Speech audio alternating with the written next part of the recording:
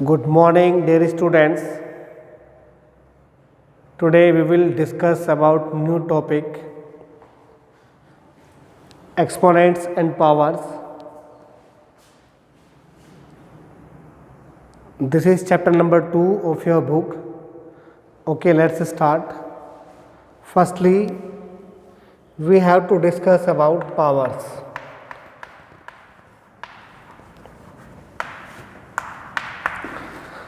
ये पावर्स क्या होती है? आपको पता है कि अगर हमारे पास कोई एक्सपोनेंट इस तरह से है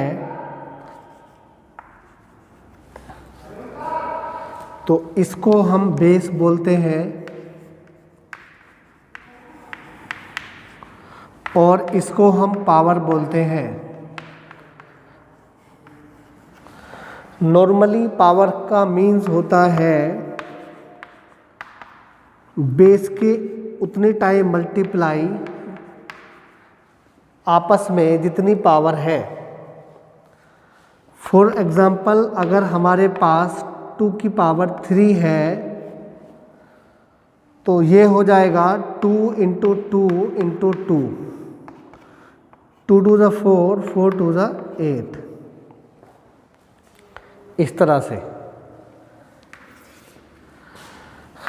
अगर कहीं पर 4 इंटू 4 इंटू 4 लिखा हुआ है तो इसको हम पावर फॉर्म में लिख सकते हैं, क्योंकि हमें पता है मल्टीप्लिकेशन में सेम बेस की पावर ऐड हो जाती है। तो ये हो जाएगा 4 टू द पावर 3। अगर हमारे पास X square into X to the power 3 है तो इसका मीन्स होता है एक्स टू द पावर 5। इसी तरह से हम देख सकते हैं 5 की पावर 2 की वैल्यू 5 इंटू 5 25 रहेगी, क्योंकि पावर 2 है और पावर का मतलब होता है उतने टाइम मल्टीप्लाई बेस की आपस में जितनी पावर है। तो जब 2 पावर है तो 5 की 2 टाइम मल्टीप्लाई होगी। 5 की 2 टाइम मल्टीप्लाई होने से 5 5 ज़ा 25 हो जाएगा।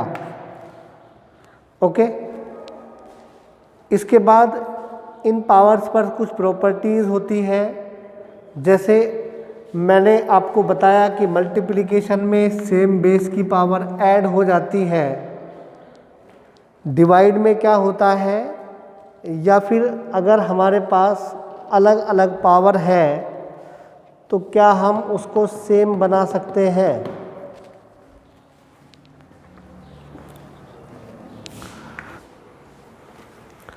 अब जैसे अगर सपोज हमारे पास है ए स्क्वायर इंटू बी स्क्वायर।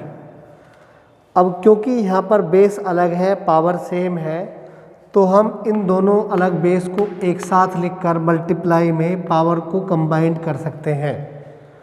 लेकिन आपके पास कंडीशन ये रहे कि बीच में मल्टीप्लाई रहे। अगर बीच में प्लस रहेगा तो फिर वो इस तरह से नहीं होगा। अगर बीच में मल्टीप्लाई है, बेस अलग अलग है, तो एक साथ बेस लेकर हम पावर को कंबाइंड कर सकते हैं, लेकिन कंडीशन ये है कि पावर भी सेम रहे। इसके बाद जैसे अगर हमारे पास इस तरह से क्वेश्चन है 4x स्क्वायर, तो आप यहाँ पर देख सकते हैं कि ये 4 स्क्वायर हो जाएगा और ये x स्क्वायर हो जाएगा, क्योंकि जो काम हम इस तरफ से कर सकते हैं वही इधर से भी हो सकता है, राइट। तो अब जैसे अगर हमें सोल्व करना है 2x टू द पावर 3, तो अब देखो 2 और x मल्टीप्लाई में है, पावर यहाँ पर 3 है, तो ये पावर दोनों के साथ जाएगी। ये हो जाएगा 2 की पावर 3 एंड x की पावर 3। 2 की पावर 3 मीन्स 8 होता है x की पावर 3। क्लियर? अब इसकी कुछ प्रॉपर्टीज़ हैं। जैसे हमने प्रॉपर्टीज़ में आपको बताया कि सेम बेस में मल्टीप्लिकेशन में सेम बेस की पावर ऐड हो जाती है। ऐसे ही अगर सपोज हमारे पास इस तरह से क्वेश्चन है ए स्क्वायर बी स्क्वायर, मतलब फ्रैक्शन है और उनकी पावर अलग अलग है बट पावर सेम है, तो हम उस पावर को कंबाइंड कर सकते हैं। अगर सपोज इस तरह से आता है 4/x टू द पावर 2, तो ये हो जाएगा 4 स्क्वायर और x स्क्वायर। अगर सपोज हमारे पास है x/3 टू द पावर 2, अगर सपोज हमारे पास है x/3 to the power 2, then ये हो जाएगा x स्क्वायर एंड 3 स्क्वायर। अब ठीक वैसे ही ये पावर नेगेटिव कब होती है? सपोज हमारे पास इस तरह से है एक्स स्क्वायर, अगर हमें इस डिनोमिनेटर की, इस बेस की जगह चेंज करनी है, इसका मतलब इसको न्यूमरेटर में ले जाना है, तो ले जा सकते हैं। ये हम ले गए, यहाँ पर ये 1 × 2 रहेगा तो 1 ही रहेगा, ये नेगेटिव हो गया। अगर यहाँ पर ये नेगेटिव होता ऑलरेडी तो ये पॉजिटिव हो जाता, क्योंकि जब हम किसी भी बेस की जगह चेंज करते हैं तो नेगेटिव होता है तो पॉजिटिव में चेंज हो जाता है, पॉजिटिव होता है तो नेगेटिव में चेंज हो जाता है। लेकिन अगर सपोज इस तरह से आ जाए x/y टू द पावर 2, अगर इस तरह से आ गया, 2 की जगह पर कुछ भी हो सकता है, तो अब आप यहाँ पर देखिए, यहाँ पर हम इसको कर सकते हैं y/x to the power -2। Clear? क्योंकि हमने डिनोमिनेटर को न्यूमरेटर बना दिया, न्यूमरेटर को डिनोमिनेटर बना दिया। हम बना सकते हैं बट जो पावर होगी उसका साइन चेंज हो जाएगा। ओके, अगर सपोज कहीं पर x की पावर -2 लिखा हुआ है तो आप इसे क्या लिखोगे? ये न्यूमरेटर में है, इसे आप डिनोमिनेटर में लिख दोगे तो पावर पॉजिटिव हो गई है। अगर कहीं पर इस तरह से लिखा रहता है x/y टू द पावर -3, तो अब देखो हमें पता है कि हम यहाँ पर डिनोमिनेटर को न्यूमरेटर बना सकते हैं और न्यूमरेटर को डिनोमिनेटर बना सकते हैं। तो ये हो जाएगा y/x और ये पावर 3, ये आंसर है। तो आपने देखा कि पावर का बेसिक क्या होता है। एक बार मैं शॉर्ट में रिवाइज कर देता हूँ जिससे आपको ये और अच्छे से समझ में आ जाएगा, फिर हम एक्सरसाइज डिस्कस करेंगे।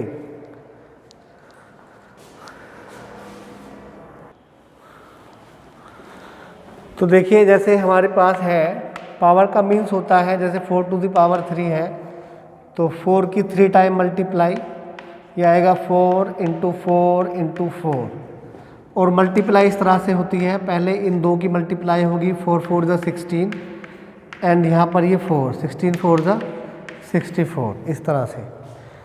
इसके बाद मल्टीप्लिकेशन में सेम बेस की पावर ऐड हो जाती है। आप इस तरफ से देखिए, जब 4 टू द पावर 3 को हम ये लिख सकते हैं तो इसको ये भी लिख सकते हैं।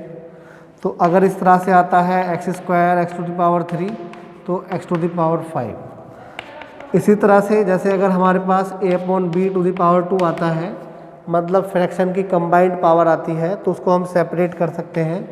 ये हो जाएगा a² b²। अब ऐसे ही अगर मल्टीप्लिकेशन में है, जैसे सपोज हमारे पास ab² है, तो ये कंबाइंड पावर है a और b की, तो हम इसको सेपरेट कर सकते हैं, ये a² और b² हो जाएगा। इसके बाद अगर सपोज ये हमारे पास इस तरह से आता है 4x टू द पावर 3, तो ये हमारे पास हो जाएगा 4 to the power 3 and x to the power 3। 4 × 4 = 16, 16 × 4 = 64, इस तरह से। तो ये बेसिक आपको क्लियर हो गया होगा। अब एक्सरसाइज डिस्कस करते हैं। Exercise number 2.1। देखिए,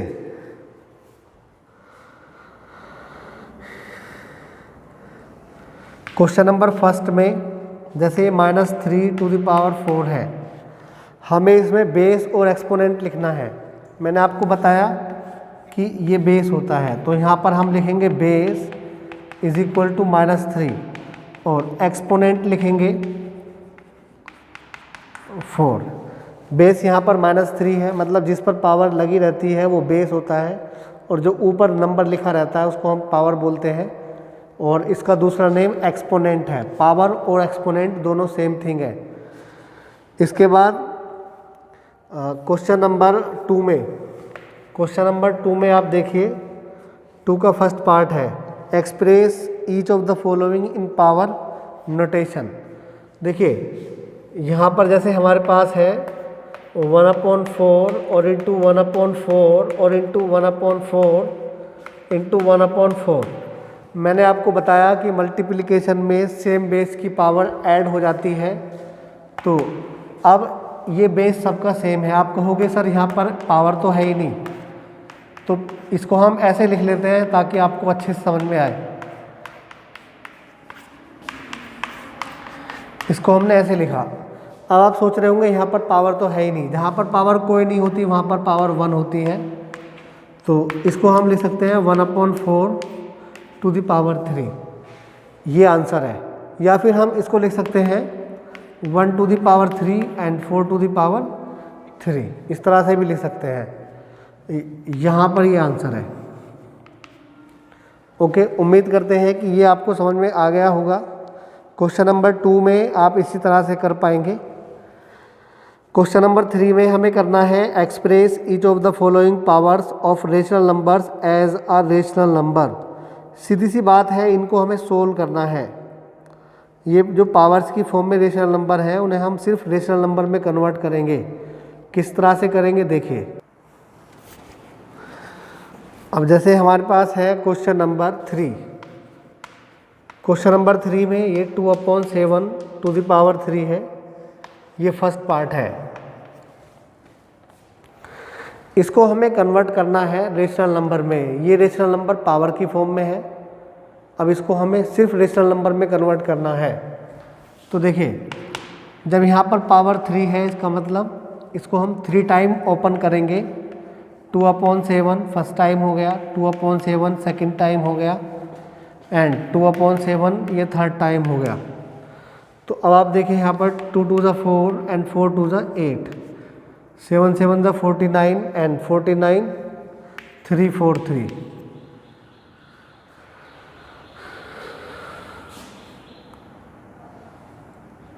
तो इस तरह से ये आंसर है।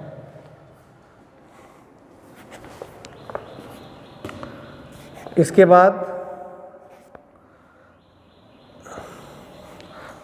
बाद हमें देखना है कि क्वेश्चन नंबर 4 में हमें क्या करना है। इसके सभी पार्ट इस तरह से ही कर लेंगे। चलो, क्वेश्चन नंबर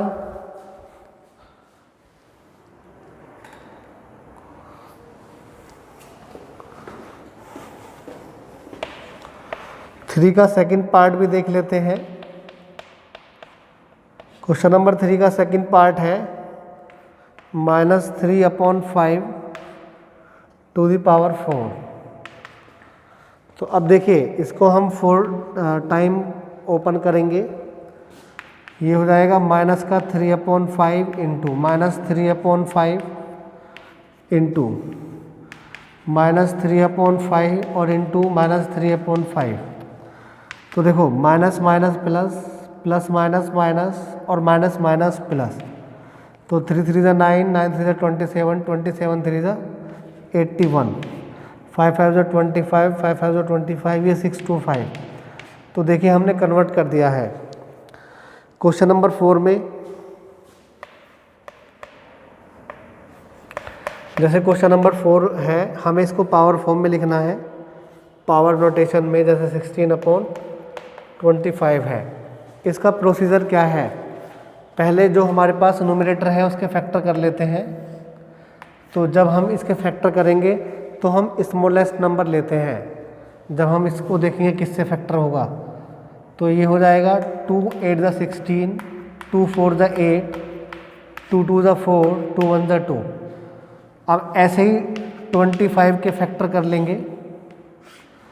तो यहाँ पर आ जाएगा 5 5 ज़ा 25, 5 1 ज़ा 5। अब देखिए, प्रॉब्लम ये है कि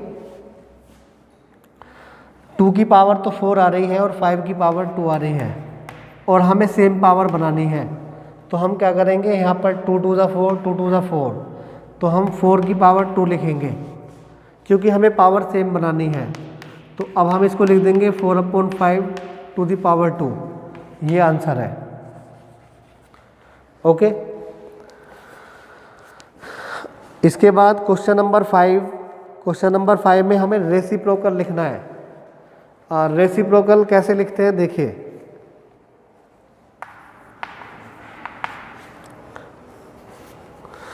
तो जैसे हमारे पास ये 3⁻7 है, इसका हमें रेसिप्रोकल चाहिए, तो हम यहाँ पर लिखेंगे रेसिप्रोकल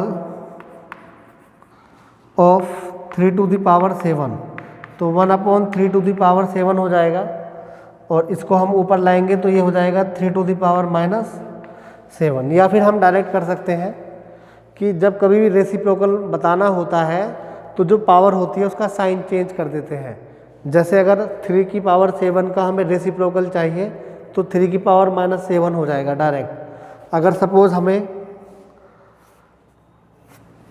जैसे हमारे पास ये सेकंड पार्ट है 4 का, हमें यहाँ पर चाहिए 2/5 का रेसिप्रोकल, तो जब हम इसका रेसिप्रोकल लिखेंगे, रेसिप्रोकल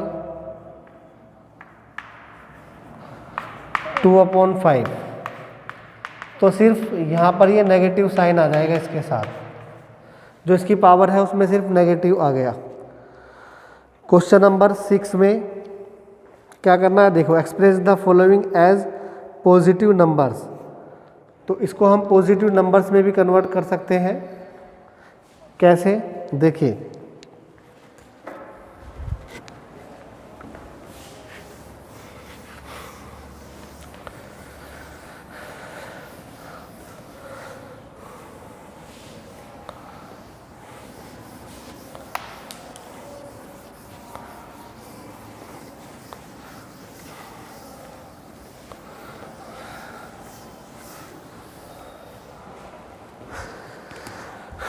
क्वेश्चन नंबर 6 है हमारे पास, जैसे 5⁻³ है, पॉजिटिव रेशनल नंबर्स में कन्वर्ट कर सकते हैं। कैसे करेंगे, देखिए, इसे हम नीचे लाएंगे क्योंकि यहाँ पर नेगेटिव है, तो ये 5⁻³ हो जाएगा, तो बस ये बन गया पॉजिटिव, इसी को हमें कन्वर्ट करना था। अब जैसे क्वेश्चन नंबर 6 का हमारे पास सेकंड पार्ट है, ये है 2/7⁻³ तो अब देखो, इसे हम पॉजिटिव बना सकते हैं। कैसे बनेगा, इसका ऑर्डर चेंज कर देंगे, 7/2 हो जाएगा, जो डिनोमिनेटर था वो नोमिनेटर बन गया, जो नोमिनेटर है वो डिनोमिनेटर बन गया, और जो यहाँ पर -3 +3 हो जाएगा। ऐसा करने से ऐसा होता है। क्वेश्चन नंबर 7 में express each of the following as power of rational number with negative exponent, negative exponent के साथ इसको हमें करना है। तो कैसे करना है, देखिए, बिल्कुल वही काम करना है जो हमने यहाँ पर किया। 7 का फर्स्ट पार्ट है, जैसे ये हमारे पास है 1/4⁴, तो यहाँ पर भी हम इस फ्रैक्शन को चेंज कर देंगे 4/1 और -2, ये इसका आंसर है। इसी तरह से आप दूसरे पार्ट भी करिएगा, अगर प्रॉब्लम आती है तो आप हमसे बताना। क्वेश्चन नंबर 8 है, जैसे right the following in exponent form with negative power. Question number 8 का जैसे फर्स्ट पार्ट है 343, तो जब हम इसके फैक्टर करेंगे तो 7 × 7 और × 7 आएगा, तो ये 7⁻³ आ गया। बट हमें नेगेटिव एक्सपोनेंट चाहिए, तो हम क्या करेंगे, इसे 1/, में लिख लेंगे, इस तरह से ये बन गया नेगेटिव एक्सपोनेंट। अब क्वेश्चन नंबर 9 में हमें इनको इवेल्युएट करना है। क्वेश्चन नंबर 9 का फर्स्ट पार्ट है, जैसे ये हमारे पास है 2/3⁻⁻1, ओके। अब इसका एक्सपोनेंट हमें फाइंड करना है, तो किस तरह से फाइंड करें।